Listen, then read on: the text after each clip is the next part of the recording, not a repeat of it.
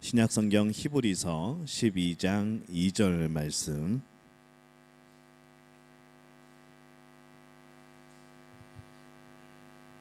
우리 한 목소리로 함께 봉독합니다. 믿음의 주요 또 온전하게 하시는 이인 예수를 바라보자. 그는 그 앞에 있는 기쁨을 위하여 십자가를 참으사 부끄러움을 개의치 아니하시더니 하나님 보좌 우편에 앉으셨느니라. 아멘. 할렐루야. 하나님의 은혜가 오늘 이 밤에 주의 전으로 나온 기도의 자리로 나온 우리 믿음의 가족들을 사랑하고 또 축복합니다. 우리 옆에 분들에게 인사하겠습니다. 참 잘 오셨습니다. 잘 왔다는 인사 외에 더 복된 인사가 어디 있을까 싶습니다. 항상 기도의 자리에 또 예배의 자리에 오는 그 마음 하나님이 인도하시고 또 그 자리가 복된 자리인 줄로 믿습니다.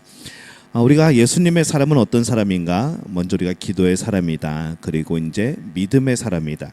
그러면 우리가 믿음을 어떻게 가져야 되는가? 또 믿음이 무엇인가? 왜 우리가 믿음이 성장하지 않는가?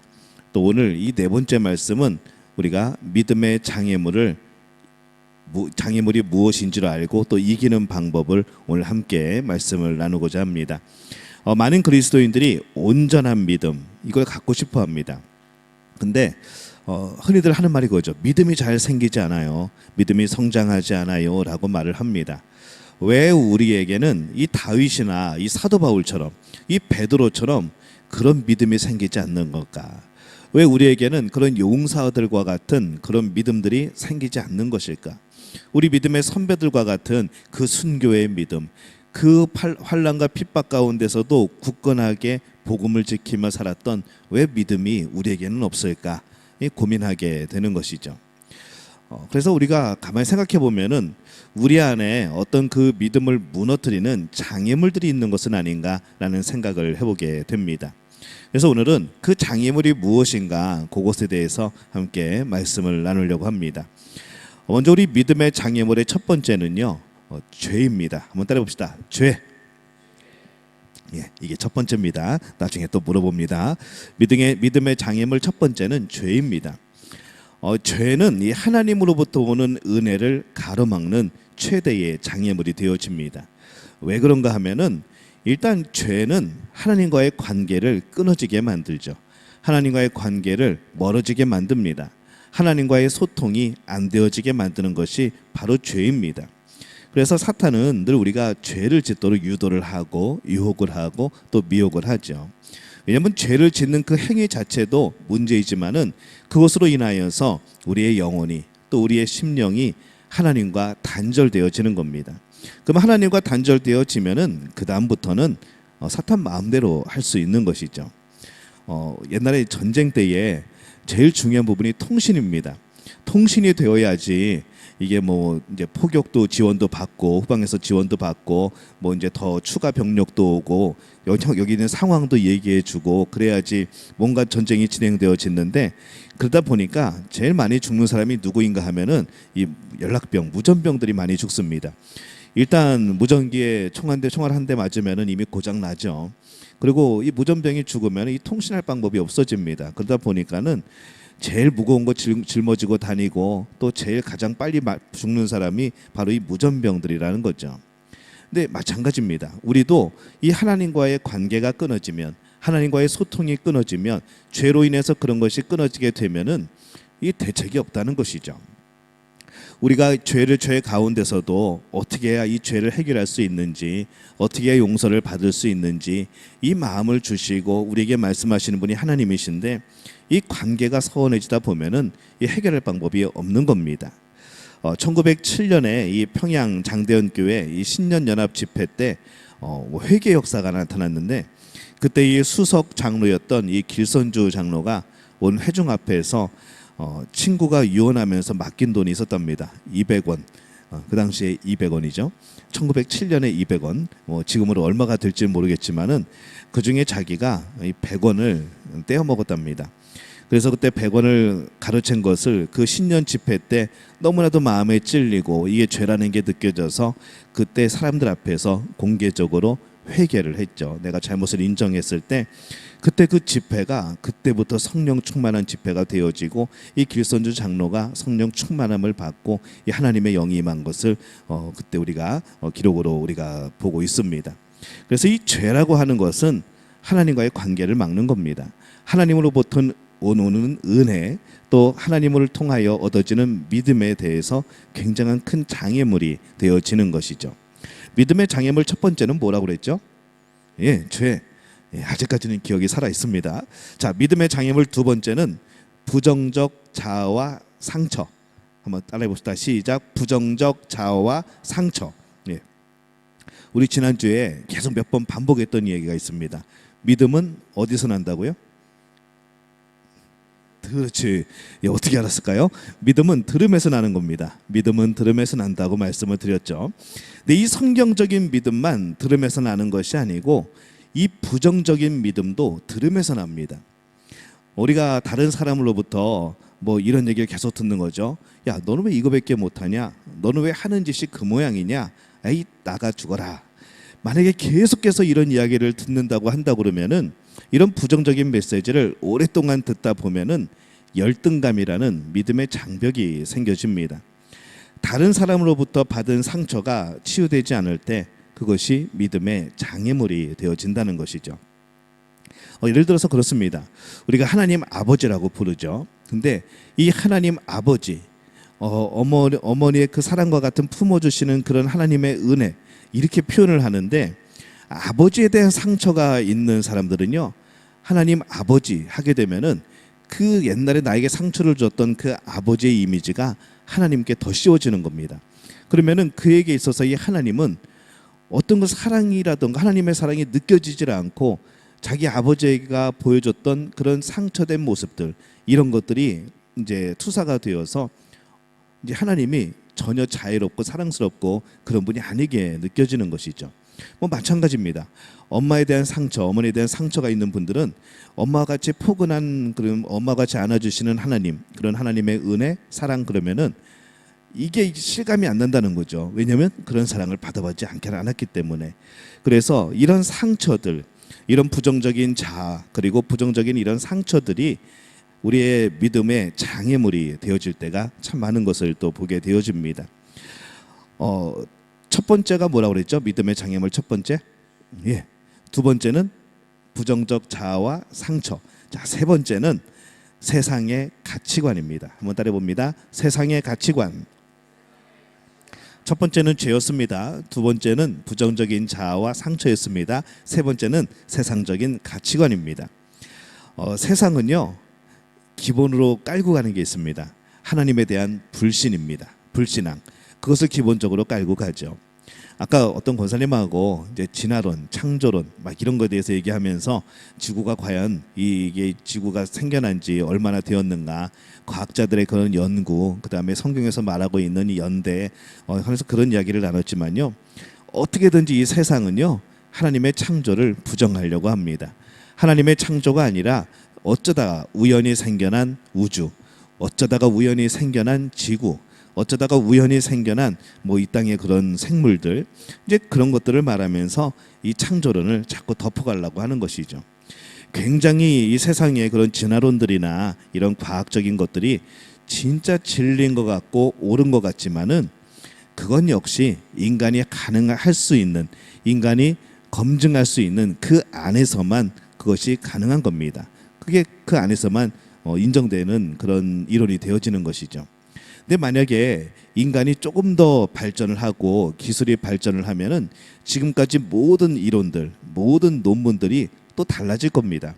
예전에는 몇 년까지는 그게 진리인 줄 알았는데, 그게 정말 변하지 않는 그런 건 줄 알았는데, 새로운 논문이 발표가 되고 검증이 되어지니까, 수학적으로 설명이 되어지니까 이제 이전에 있던 것들이 아무것도 아니고 또 새로운 것들이 나타나는 것이죠.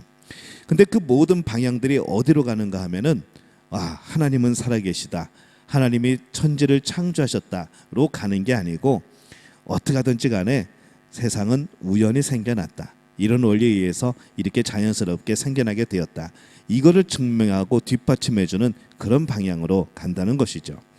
이 세상은요, 그래서 가장 기본적인 전제가 하나님을 불신하는 겁니다. 근데 우리도 마찬가지죠. 교회를 다니지만은 여전히 불신앙적인 생각, 또 불신앙적인 가치관, 그것에 사로잡혀 사는 사람들이 굉장히 많습니다. 우리는 사랑이 제일이라는 것을 알고 있습니다. 성경이 그렇게 말씀하고 많이 읽었으니까 사랑이 제일이라 알고는 있는데, 실제로 우리가 가장 힘 있다고 생각하는 것, 가장 능력 있다고 생각하는 것은 바로 물질인 것이죠. 물질이 힘이 되어지고, 물질이 사랑이 되어지고, 물질이 여러 가지 나에게 가장 큰 능력이 되어지는 것, 우리는 그것을 제일 중요한 가치로 그렇게 여기며 살아갑니다.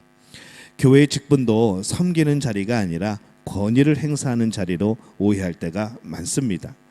거룩하게 사는 것보다 불법과 편법을 이용하더라도 내가 세상에서 성공하는 것이 중요하다고 여기는 사람들도 있는 것이죠.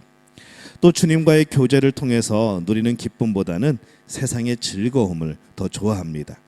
우리가 이렇게 세상의 가치관에 사로잡혀 있으면은 믿음이 성장할 수가 없는 것이죠. 예수님에 대한 믿음이 없었던 아버지가 아들의 목사 안수식에 참여를 합니다. 별로 믿음은 없는데 아버지가 그래도 아들이 목사 안수를 받는다고 하니까 거기 참석해가지고, 그래도 우리 아들 목사 되는데 내가 가서 축하해 줘야지, 그리고 참석을 했습니다. 찬송가를 부르는데 주 예수보다도 귀한 것은 없네, 이제 그 찬송가를 부르게 되죠.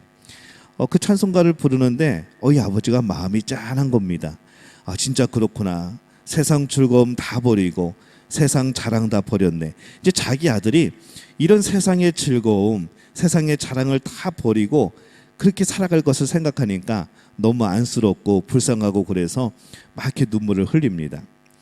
이제 목사가 되는 아들이 정말 세상 즐거움을 버리고 살아야 될 텐데, 우리 아들 이제 어떡하나, 그러면서 이제 눈물을 흘리는 거죠.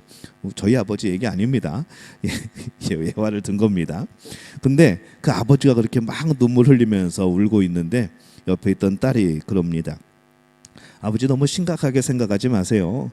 여기 안수받는 사람들 다 아버지하고 똑같은 생각하지 않아요, 라고 말을 하는 거죠. 그 찬송가를 똑같이 불렀지만은 그 찬송을 들으면서 그 아버지는 내 아들이 이렇게 살아야 되는구나, 이게 진짜 주 예수보다도 귀한 것은 없다는 그런 찬송가 가사의 고백이구나 라는 것을 알고서 부르는데, 다른 사람들은, 더군다나 목사안수 받는 사람들조차도 그렇게 그 찬양에 은혜 받지 않는다는 것이죠. 우리가 그런 생각 해봅니다. 여러분 안에 있는 믿음의 장애물이 뭘까? 여러분의 믿음을 성장하게 하는 이 장애물이 뭘까 생각을 해보게 되는 거죠. 그것이 우리에게 어떤 내 자존심일 수도 있고, 하나님과의 관계일 수도 있고, 오늘 말씀했던 죄, 또 부정적인 상처, 또 상처, 그다음에 세상의 가치관들이 우리가 이 믿음을 가지는 데 있어서, 성장하는 데 있어서 큰 장애물이 되어질 수도 있을 겁니다. 그러면은 어떻게 이 믿음의 장애물들을 넘어서 온전한 믿음을 가질 수 있을까 생각해 보는 거죠. 하나님께서는 여러 가지 믿음의 장애물에도 불구하고 믿음에 생기는 원리를 우리에게 가르쳐 주십니다. 너희들 죄 때문에, 너희들 부정적인 자아와 상처 때문에, 너희들 세상적인 가치관 때문에 믿음이 성장하지 않는 거야. 이게 만약에 그렇게 끝났다고 그러면은 세상에 이렇게 허무한 설교와 세상에 이렇게 허무한 말씀이 어디 있습니까? 근데 하나님이 그것을 극복하고 이겨낼 수 있는 방법을 알려주신다는 거죠. 그게 오늘 우리가 함께 읽었던 말씀입니다. 히브리서 12장 2절 말씀, 우리 다시 한번 읽어볼까요? 시작. 믿음의 주요 또 온전케 하시는 이인 예수를 바라보자. 그는 그 앞에 있는 기쁨을 위하여 십자가를 잠부사 부끄러움을 개의치 아니하시더니 하나님 보좌 우편에 앉으셨느니라, 이렇게 말씀을 합니다. 오늘 히브리서 12장 2절에서 우리가 예수님을 바라봐야 되는 이유가 무엇인가 라고 할 때에, 예수님이 우리 믿음의 주인이고 믿음을 온전하게 하시는 분이기 때문에 라고 말씀을 합니다. 그래서 이 히브리서 12장 2절 앞부분을 이 세번역 성경으로 보면요, 이렇게 되어 있습니다. 믿음의 창시자요 완성자이신 예수를 바라봅시다, 이렇게 번역을 합니다. 우리 안에서 믿음을 창조하시는 분도 예수님이시고 그 믿음을 완성하시는 분도 예수님이라는 것이죠. 그렇기 때문에 우리가 우리의 믿음을 더욱더 굳건히 하기 위해서, 우리의 믿음이 성장하기 위해서 우리는 바로 예수님을 바라봐야 한다는 겁니다. 예수님께서 우리 안에 오셨다는 것을 정말 믿는다면 항상 예수님을 바라보고 사는 것이 정상이라는 것이죠. 집에 어떤 손님이 한 명이 와도 그 사람이 뭐 높은 사람이건 낮은 사람이건 친한 사람이건 친하지 않은 사람이건 손님이 왔다는 이유 하나만으로도 우리는 굉장히 뭔가 활동에 제약이 생기고 불편해집니다. 하다못해 제가 여러분 집에 신방을 가더라도 어떤 분들은 막 어쩔 줄 몰라 하시는 분들이 계십니다. 뭘 해야 될지, 뭔가 막 해야 되는데 이게 도대체 뭘 해야 될지 모르는 그런 이제 모습들을 많이 발견을 하는 것이죠. 근데 우리 안에 예수님이 계신다면, 우리가 예수님과 늘 동행하며 살아간다면, 항상 예수님을 바라보고 예수님이 나를 바라보고 우리가 그렇게 살아간다면은 과연 우리는 어떨까라는 것이죠. 막 그렇게 대충 살 수 있을까? 막 그렇게 대충 내가 하고 싶은 대로 할 수 있을까? 금요일날 기도의 자리에 안 나올 수 있을까? 예수님이 내 앞에서 뻔히 보고 계시는데 너 교회 안 가니? 라고 말씀하실 텐데, 너 기도 안 할 거니? 라고 말씀하실 텐데, 이제 그런 생각이 드는 것이죠. 오늘 온라인에 오신 분들은 그래도 예수님의 그 눈동자 앞에서 그래도 온라인을 켜고 이렇게 앉아 계시니 참 복되리라 믿습니다.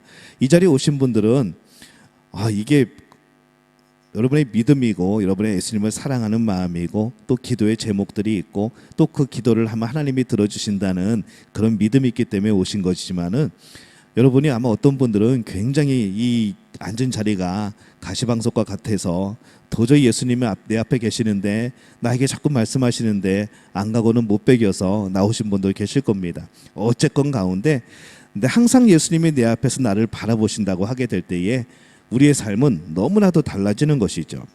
우리가 예배를 드리고 말씀을 선포하고 우리가 하나님 앞에 찬양을 하고 그 모든 순간이 예수님 앞이라고 생각한다면, 예수님께서 내 앞에 앉으셔가지고 나를 빤히 쳐다보고 계신다고 생각하면은 이게 정말 우리는 죄된 행동이나 뭐 예수님이 기뻐하시는 행동을 할 수 있는 방법이 없습니다.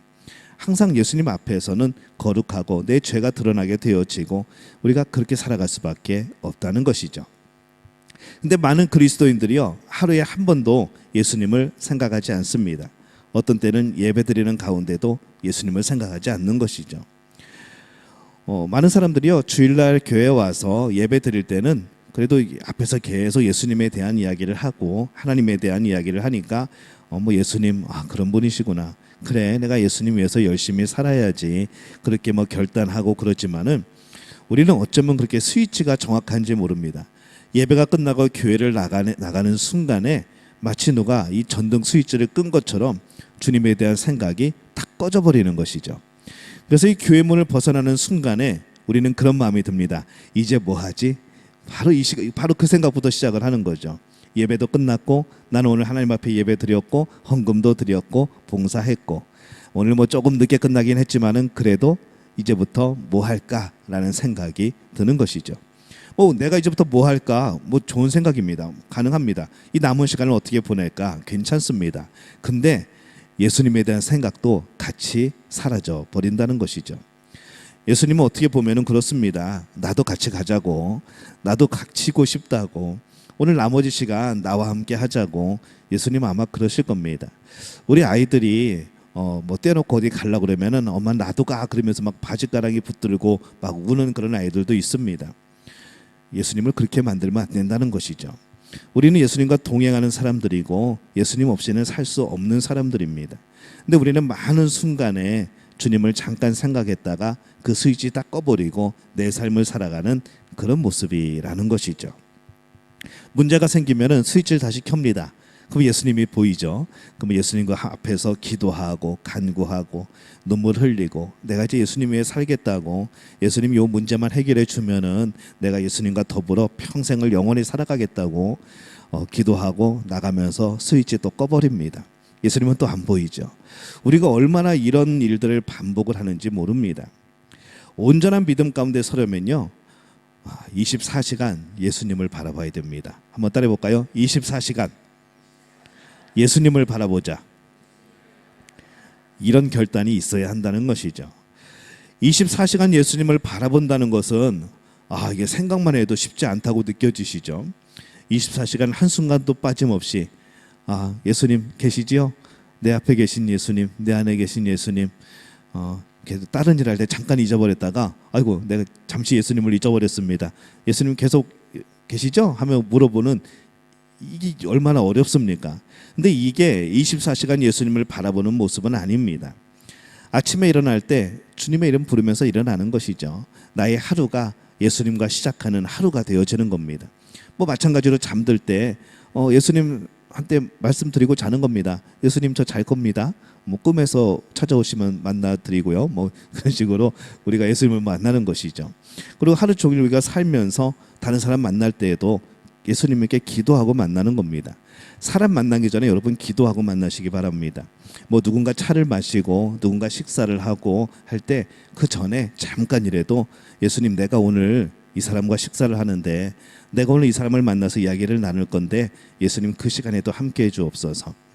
이렇게 기도하고 만나고 안 만나고 차이는요 엄청나게 달라집니다.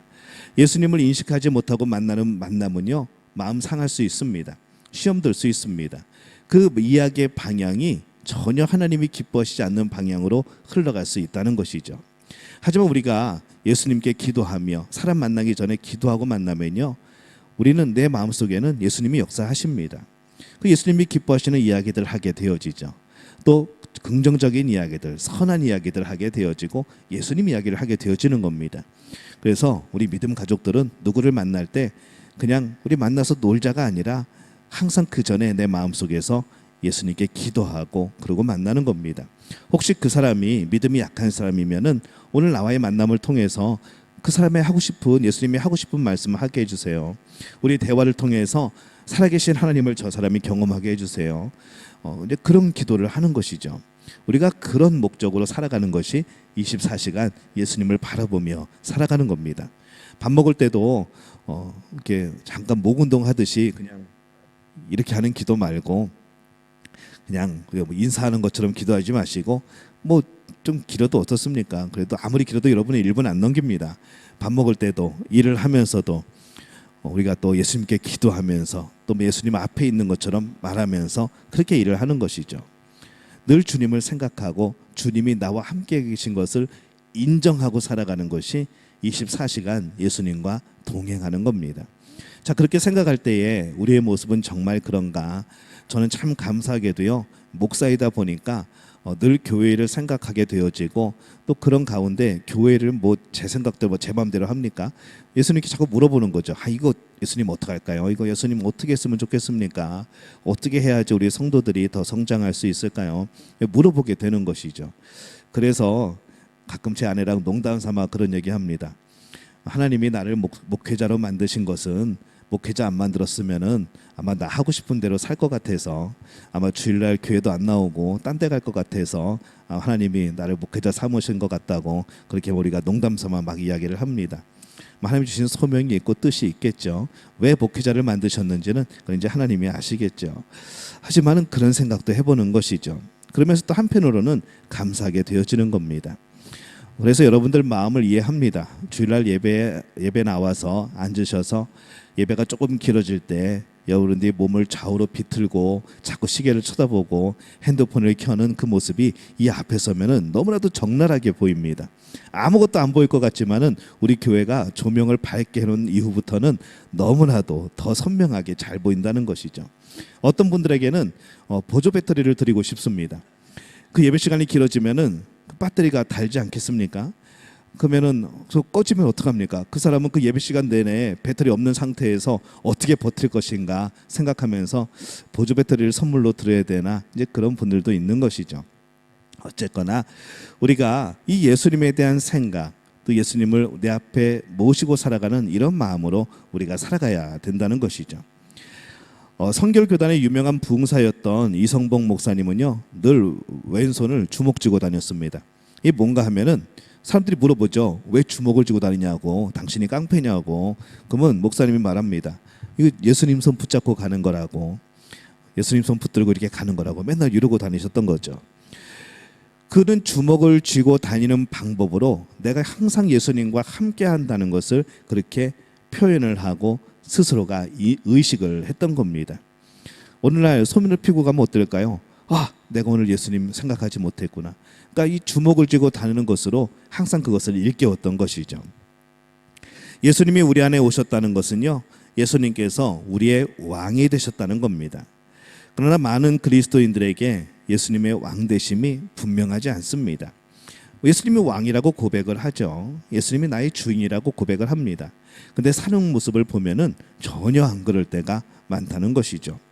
어느 순간에 가만히 신하의 자리에 앉아 있다가 어느 순간에 벌떡 일어섭니다.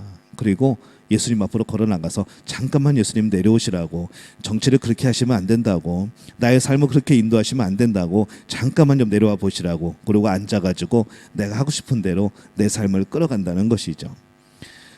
자꾸 이제 예수님을 탈핵하려는 그런 모습들이 보인다는 겁니다. 만약에 음식 중에 여러 가지 그런 오물들이 들어가 있다면은 그거 먹을 사람이 누가 있겠습니까? 누군가 허락 없이 우리가 사는 집에 들어와서 잠을 자고 있다면은 그것을 그냥 누구냐? 들어와서 잠을 자네? 이러고 넘어갈 사람이 누가 있습니까? 근데 많은 사람들이 이 몸보다 귀하고 집보다 귀한 우리의 마음을 방치하고 살아갈 때가 많다는 것이죠. 내 안에 죄가 들어와 있는데, 내 안에 사탄의 역사들이 일어나고 있는데 그거 그냥 무시하고 그냥 넘어가는 경우들이 많다는 겁니다. 우리가 주님이라고 부르는 예수님이 계시다는 그 마음에 온갖 악하고 더러운 생각, 이것들을 그냥 아무 꺼리낌 없이 받아들이면서 인정하고 살아간다는 것이죠. 그러다 보니까 내 마음속에서 나오는 건 뭡니까? 미움이 생겨나고, 짜증이 나고, 염려가 생겨나고, 분노가 생겨나고, 혈기 부리게 되고, 그냥 쓰레기 같은 그런 것들이 내 마음속에 채워지게 되는 겁니다. 예수님을 바라보는 것이 처음에는 어렵겠지만은 노력하고 또 하나님의 도우심을 구하다 보면요, 사람을 만날 때도 또 일을 할 때도 주님을 생각하게 되어집니다. 예수님께서 나와 함께 계시고 예수님께서 나의 삶을 인도하고 계시는 것이 분명하게 느껴진다는 것이죠. 무슨 일을 해도 예수님께 묻고 상의하게 되어집니다. 주님을 바라보는 삶을 통해서 우리의 믿음이 달라지는 것이죠. 예수님께서 나와 함께 계신다는 것이 분명해지면, 믿어지면 우리의 삶은 변화되어지는 겁니다. 예수님이 실제로 내 눈앞에 계시다면, 정말 그것을 믿는다면 우리는 죄짓고 혈기 부리고 걱정하고 염려할 사람이 없어진다는 것이죠.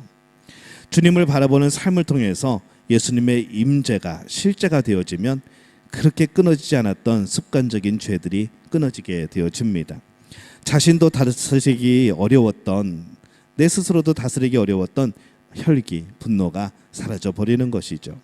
습관처럼 따라다니는 염려, 걱정이 없어지는 겁니다. 어려운 상황과 여건이 달라지지 않아도 감사하고 기뻐할 수 있게 되어지는 것이죠. 이것이 믿음으로 사는 사람이 누리는 복입니다. 자, 우리가 믿음의 장애물 첫 번째가 뭐였죠? 죄. 두 번째는 부정적인 자아와 상처. 세 번째는 세상적인 가치관. 오늘 말씀을 잘 들으셨네요. 우리는 하루에 얼마나 예수님을 바라보고 삽니까? 하루 24시간 중에 몇 퍼센트나 예수님을 생각하며 살아가십니까? 내가 예수님을 바라보지 못했다면, 생각하지 못했다면 가장 큰 이유가 뭘까요? 그리고 예수님을 바라보는 삶을 훈련하기 위해서 우리는 무엇을 결단해야 되겠습니까? 오늘 이 밤에 우리가 이 질문에 해답을 얻으시기를 축원합니다. 예수님을 늘 생각하고 산다는 것, 예수님을 늘 바라보고 산다는 것, 그것이 바로 믿음의 주요, 온전케 하시는 이인 예수님을 바라보는 일이고, 그것을 통하여서 우리의 믿음이 성장하게 되는 놀라운 역사가 나타나게 되어질 줄로 믿습니다. 이 복을 누리는 우리 믿음의 가족들이 되어지시기를 예수님의 이름으로 축원합니다.